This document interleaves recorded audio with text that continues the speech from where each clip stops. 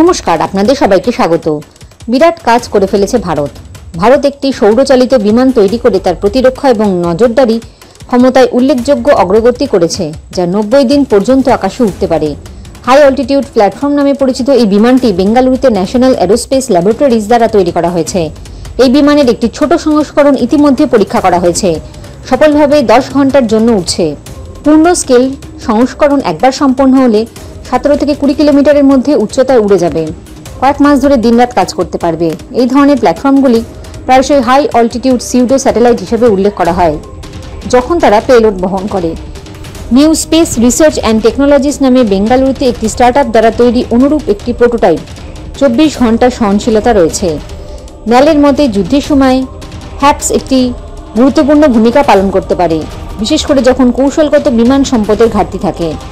এটি বুদ্ধিমত্তা, নজরদারি, রিকগনিশন্স সহ বিভিন্ন ফাংশন পরিবেশন করতে পারে এবং যুদ্ধক্ষেত্রে যোগাযোগ বজায় রাখতে সহায়তা করে। উপরন্তু এটি উচ্চতা থেকে কার্যকলাপ নির্দেশ করে বিমান প্রতিরক্ষা কার্যক্রমে সহায়তা করতে পারে। বর্তমানে বিশ্বব্যাপী একমাত্র অপারেশনাল হ্যাপস হল এয়ারবাস জেপফায়ার, যেটি অ্যারিজোনা মরুভূমিতে 64 দিনের ফ্লাইট প্রদর্শন করেছে। মার্কিন যুক্তরাষ্ট্র, যুক্তরাজ্য, জার্মানি এবং নিউজিল্যান্ড সহ বেশ কয়েকটি দেশ একই প্ল্যাটফর্মে কাজ করছে। এবার এই পথে ভারত এগিয়ে গেল।